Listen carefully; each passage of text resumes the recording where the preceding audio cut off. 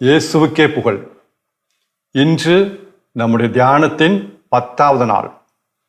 10வது நாளாகி இன்றைய தியான சிந்தனைகள் அனைத்தையும் கடவுளுடைய பொற்பாதத்தில் வைத்து ஒரு சிறு ஜெபத்தோடு நாம் தொடங்குவோம். முடிந்தால் கண்களை மூடியவாறு இந்த ஜெபத்தில் பங்கெடுத்தால் மிகவும் நன்றாக இருக்கும். ஜெபிப்போமாக. எங்களை ஒவ்வொரு நாளும் பாதுகாத்து வழிநடத்தி வருகின்ற அன்பு தந்தையே இறைவா, இதோ 10வது நாளாகி இன்றைய தியான சிந்தனைகள் அனைத்தையும் இந்த தியானத்தில் குறிப்பாக இன்று கலந்து கொள்ளும் ஒவ்வொரு சகோதர சகோதரிகளையும் நிறைவாக ஆசீர்வதியும். அவர்களுடைய தேவை என்னமோ அதை தாரும் ஆண்டவரே. அன்பிறைவா, நாங்கள் பாவம் செய்தோம், நாங்கள் குற்றம் செய்தோம். ஆனால் அந்த பாவத்திற்கான தண்டனை ஏற்குமாறு நீர் உம்முடைய அன்பு மகனை அனுப்பினீர். அந்த அன்பு மகன் எங்களுடைய பாவத்திற்கான தண்டனை அவர் ஏற்றுக்கொண்டார். நன்றி அப்பா.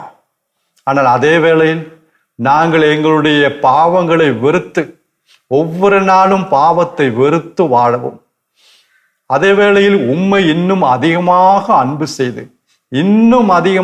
செய்து வாழக்கூடிய அந்த வரத்தை இன்றைக்கு எங்களுக்கு தாரும் அப்பா.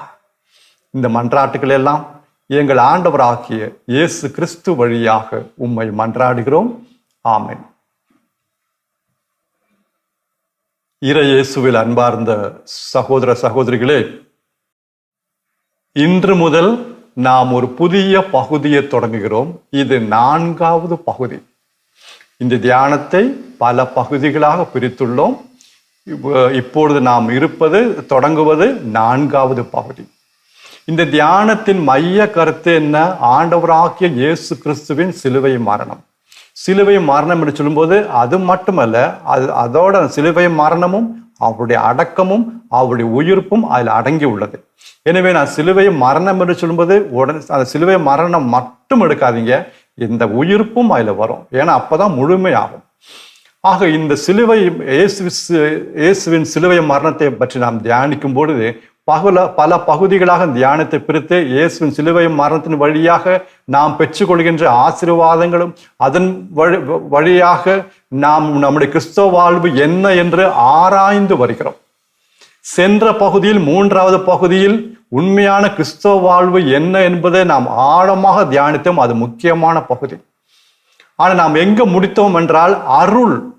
அந்த அருளை எப்படி பெற்றுக்கொள்வது, அருள் என்றால் என்ன என்பதை சிந்தித்து நாம் முடித்தோம். இந்த பகுதியில் இது 4வது பகுதி, புதிய பகுதிதான். இருந்தாலும் இந்த பகுதியில் அந்த அருளை எப்படி பெற்றுக்கொள்வது, அந்த அருளை பெற்றுக்கொள்ள கடவுள் என்ன திட்டம் தீட்டினார், எப்படி வழி திறந்தார், அதை பற்றி இந்த தியானத்தில் இந்த பகுதியில் நாம் சிந்திக்க இருக்கின்றோம். தெளிவா இருக்கணும், ஒவ்வொரு பகுதியும் தெளிவா இருக்கணும். அதுக்காக வேற ஒன்றும் இல்லை. அருள் என்ன? அருள் 2 அர்த்தத்துல பைபிள்ல வருது. ஒன்று கடவுளுடைய தயவு, கடவுளுடைய இரக்கம் என்றும், இன்னொரு அர்த்தம் கடவுளுடைய வல்லமை. அந்த வல்லமை எப்படி பெற்றுக்கொள்கிறோம்? கடவுளுடைய வாழ்வு உள்ளே வரும்பொழுது அந்த அருளை நாம் பெற்றுக்கொள்கிறோம். இந்த வாழ்வை நமக்குள்ள கொண்டு வருபவர் யாரு? தூய ஆவியானவர். அப்ப தூய ஆவியானவர் வரும்பொழுது இந்த அருளை கிறிஸ்துவுக்குள் இருந்த வாழ்வு நமக்குள்ள வருகிறது. தெளிவா இருக்கணும். ஆவியானவருக்கு ஆவியானவரை ஆங்கிலத்தில் ஸ்பிரிட் ஆஃப் கிரேஸ் என்றும் அழைப்பார்கள். அது எபிரேயர் 10வது அதிகாரம் 29வது வசனம். எபிரேயர் 10வது அதிகாரம் 29வது வசனம். ஆனா தமிழ் பைபிள்ல இன்னும் நல்லா இருக்கு. அருள் தரும் ஆவியானவர் சொல்லப்படுகிறது. அன்பானவர்களே, ஒன்று நாம் தெரிந்து கொள்ள வேண்டும். இந்த அருள் அல்லது சிலர் கிருபை என்று சொல்வார்கள். இந்த அருள் உண்மையிலேயே பார்த்தீங்கன்னா அது கடவுளுடைய வாழ்வு, அவ்வளவுதான். அதுதாங்க நமக்கு தேவை. அது இருந்தா எல்லாம் வந்துச்சு. கடவுளுடைய வாழ்வு நமக்கு இருந்தா எல்லா பிரச்சனைக்கும் தீர்வாயிதாங்க. எல்லா பிரச்சனைக்கும் இயேசுடைய வாழ்க்கையில் எவ்வளவோ பிரச்சனை வந்துச்சு. ஆனா அவருக்குள்ள இந்த வாழ்வு எல்லாம் தீர்வை தந்தது, வல்லமை தந்தது, அதை சமாளிக்கக்கூடிய வல்லமை தந்தது. அன்பானவர்களே, இந்த அருளை, இந்த கடவுளுடைய வாழ்வை பலர் பல வார்த்தைகளை சொல்லி பைபிள்ல பார்க்கிறோம், சொல்லியிருப்பதை நாம் பார்க்கிறோம். எடுத்துக்காட்டாக பவுலடிகளார் இதை கிறிஸ்துவின் சாயல் என்று அழைக்கிறார். இமேஜ் ஆஃப் கிரைஸ்ட் என்று சொல்லி அழைக்கிறார். திருத்தூதரான பேதுரு இதை இறை இயல்பு என்று சொல்லி அழைக்கிறார், டிவைன் நேச்சர். திருத்தூதரான யோவான் இதை நிலை வாழ்வு என்று சொல்லுகிறார், இட்டர்னல் லைஃப். மீண்டும் சொல்லுகிறேன், என முக்கியமானது. அருள் என்றால் கடவுளுடைய வாழ்வு, கிறிஸ்துவுக்குள் இருந்த வாழ்வு. இந்த வாழ்வு நமக்குள்ள வரும்போது அருளை, கடவுளுடைய வல்லமை நாம் பெற்றுக்கொள்கிறோம். அப்ப இந்த வாழ்வை பல வார்த்தைகளை கொண்டு பலர் அழைக்கிறார்கள். இந்த கடவுளுடைய வாழ்வை, த லைஃப் ஆஃப் கிரைஸ்ட், பல வார்த்தைகளை கொண்டு பலர் அழைக்கிறார்கள். மீண்டும் கூறுகிறேன், பவுலடிகளார் இதை இமேஜ் ஆஃப் கிரைஸ்ட், அதாவது கிறிஸ்துவின் சாயல் அப்படின்னு சொல்லி அழைக்கிறார். திருத்தூதரான பேதுரு இதை இறை இயல்பு, டிவைன் நேச்சர் என்று சொல்லுகிறார். திருத்தூதரான யோவான் இதை நிலை வாழ்வு, இட்டர்னல் லைஃப் என்று சொல்லுகிறார். எல்லாம் ஒரு விதத்துல பார்த்தோம்னா எல்லாம் ஒண்ணுதான், கடவுளுடைய வாழ்வு. அதை நாம் பெற்றுக்கொள்ள வேண்டும். அதுலதான் எல்லாம் அடங்கியிருக்கு. இந்த வாழ்வை நமக்குள்ள கொண்டு வருபவர் தூய ஆவியானவர். அப்ப தூய ஆவியானவர் நமக்குள்ள வரும்பொழுதே அந்த வாழ்வு வந்துவிட்டது. யோவான் நற்செய்தி 1 அதிகாரம் 4வது வசனம் கிறிஸ்துவை பற்றி சொல்லப்படுகிறது. யோவான் நற்செய்தி 1 அதிகாரம் 4வது வசனம், அவருக்குள் வாழ்வு இருந்தது, அதான் இயேசுக்குள் வாழ்வு இருந்தது, அந்த வாழ்வு மனிதருக்கு ஒளியாக இருந்தது. அது தாங்க நமக்கு ஒளியும் வாழ்வும், அவருக்குள் இருந்த வாழ்வு. அந்த வாழ்வை நாம் பெற்றுக்கொள்ள வேண்டும். கொலோசியர் 3வது அதிகாரம் 4வது வசனம், கொலோசியர் 3வது அதிகாரம் 4வது வசனம், அவர் கிறிஸ்து நமக்கு வாழ்வளிக்கிறார். இப்ப ஆதாமிடமிருந்து பெற்றுக்கொள்கிற வாழ்வல்ல, கிறிஸ்துவிடமிருந்து நாம் வாழ்வை பெற்றுக்கொள்கிறோம். அவரோடு நாம் பற்றி கொண்டிருக்கும்போது இந்த வாழ்வை பெற்றுக்கொள்கிறோம். கிறிஸ்து நமக்கு வாழ்வளிக்கிறார். He gives us life. Okay, அப்ப இந்த வாழ்வை எப்படி பெற்றுக்கொள்வது? மிகவும் எளிது. கடவுள் நமக்கு சொல்லி தருகிறார். தூய ஆவியானவர் நமக்குள்ள வர வேண்டும். அப்ப எப்படி தூய ஆவியானவர் வருகிறாரு? அதற்கு என்ன செய்ய வேண்டும்? கடவுள் என்ன செஞ்சாரு? அதுதான் இந்த 4வது பகுதி. அவ்வாறு தான் நாம் அருளை பெற்றுக்கொள்ள முடியும். ஓகே, இப்போ இந்த ஆவியானவரை, தூய ஆவியானவரை பெற்றுக்கொள்ள நமக்குள்ள வர அவர் செய்த திட்டத்தை பாருங்க. ஒவ்வொரு அழகா அருமையா அதை திட்டத்தை வகுத்து அவர் நிறைவேற்றினார். நாம் பாவங்களினாலும் குற்றங்களினாலும் இறந்தவர்களாக இருந்தோம். இப்ப நமக்கு வாழ்வு தர வேண்டும். நம்ம இறந்துட்டோம்ல, செத்துட்டோம்ல, இப்ப நமக்கு வேண்டியது வாழ்வு, வேற ஒண்ணும் கிடையாது. அப்ப என்ன செய்யணும்? இந்த பாவங்கத்துக்காகவும் இந்த குற்றத்துக்காகவும் தண்டனை அனுபவிக்கணும் இல்ல. கடவுள் நீதி உள்ள கடவுள், அன்புள்ள கடவுளாக இருக்கிறாரு. அதே நேரத்துல நீதி உள்ள கடவுள். நம்ம செஞ்ச பாவத்திற்கு நம்ம தண்டனை அனுபவிக்கணும். அதுல இருந்து மாற்ற முடியாது, கண்டிப்பா அனுபவிச்சு ஆகணும்.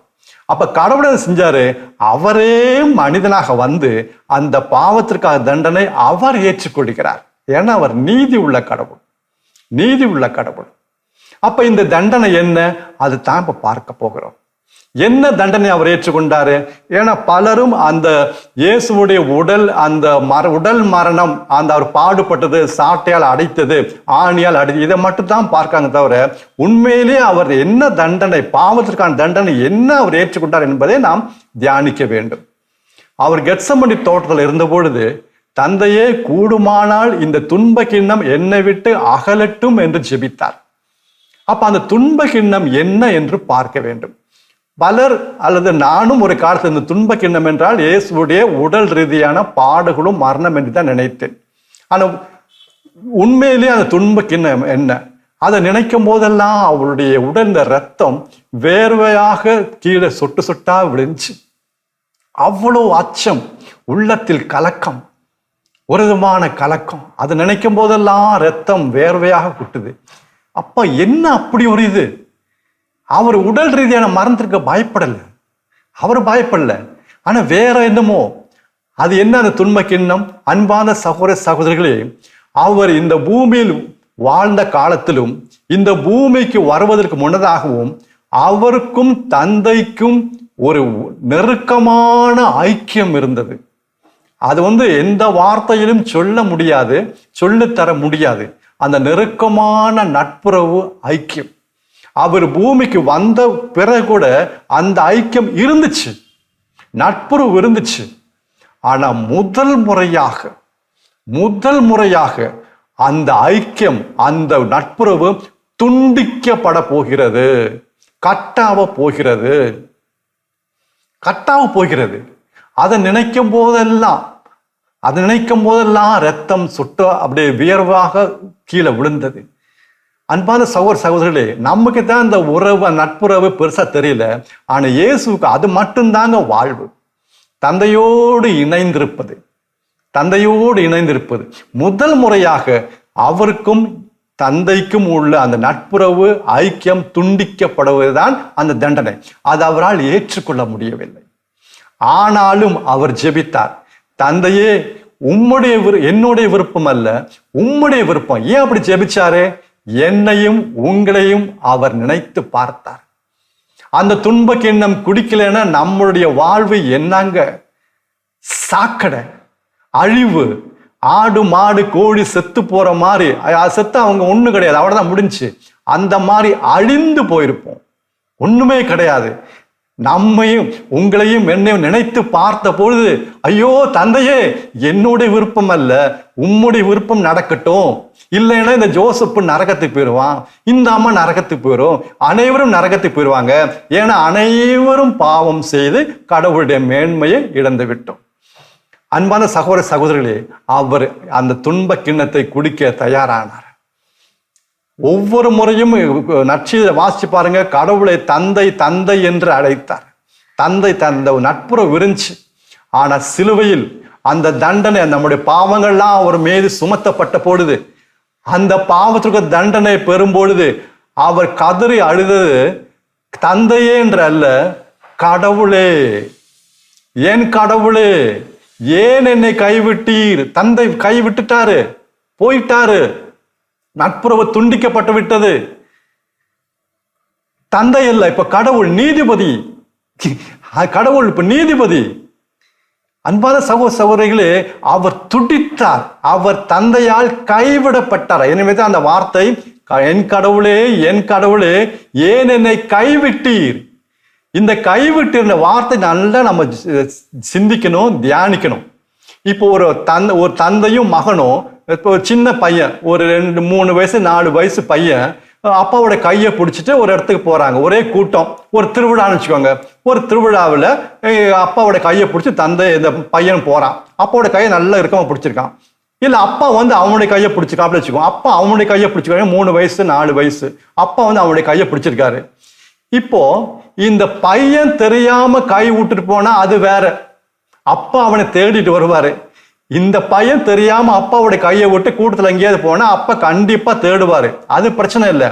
ஆனா அப்பாவே அவனுடைய கையை எடுத்துட்டாருனா, அது கொடூரம், அது தாங்க நடந்தது. அது தாங்க நம்முடைய பாவத்திற்குரிய தண்டனை அவர் ஏற்றுக்கிட்டாரு. அப்பா அவரை கைவிட்டார். முதல் முறையாக துண்டிக்கப்பட்டு விட்டது. அதாவது நம்முடைய உடல்ல இருந்து தலை துண்டிக்கப்பட்டால் எப்படி இருக்குங்க? ஒரு செகண்ட் போச்சு, உடலும் தலை துண்டிக்கப்பட்ட எப்படி ஆகும்? இதை நிழலா பைபிள் இருக்கு, பழைய ஏற்பாடுல இருக்கு இந்த துண்டிக்கப்படுவது. லேவியராகமம் 1 அதிகாரம் 15வது வசனம். லேவியராகமம், தி புக் ஆஃப் லெவிட்டிகஸ், லேவியராகமம் 1 அதிகாரம் 15வது வசனம். அங்க ஒரு சிலர் காணிக்கை செலுத்த வரும்பொழுது, கடவுளுக்கு பலி செலுத்த வரும்பொழுது அவங்க காளையை கொண்டு வரலாம் அல்லது ஆட்டை கொண்டு வரலாம். இப்படி காளையோ அல்லது ஆட்டையோ கொண்டு வர முடியாதவங்க, சாதாரண மக்கள், ஏழைகள், ஒரு புறாவை கொண்டு வரலாம். ஆனா புறாவை எப்படி பலி செலுத்தணும், குருக்கள் எப்படி பலி செலுத்தணும் அந்த வசனம் சொல்லுகிறது. மற்ற அந்த காளை வெட்டுற மாதிரியோ ஆட்டை வெட்டுற மாதிரியோ புறா வெட்டக்கூடாது. நோ, வெட்டி பலி செலுத்தக்கூடாது. அந்த புறாவோட தலை இருக்குல்ல, அந்த புறாவுடைய தலையை திருகி தனியா அந்த உடல் எடுக்கணும். அதை திருகி அந்த தலையை உடல் தனியா எடுத்துடணும் கையால. உடலும் தலையும் தனியாக துண்டிக்கப்படுகிறது. அதுதான் நிழலா அருமையா அந்த கொடூரமான காட்சி. அந்த புறாவுடைய தலையை திருகி எவ்வளோ அந்த புறா துடிக்கும் பாருங்க. வெட்டுறத ஒரு வெட்டல முடிஞ்சிருச்சுங்க, தலையை வெட்டல முடிஞ்சு. ஆனா திருகி அந்த வேதனை உடைந்து போது அந்த பறவை. அதே போல இயேசு தந்தையால் கைவிடப்பட்ட பொழுது அவர் துடித்து போனார். ஏன்? என்னையும் உங்களையும் அவர் நினைத்தார்.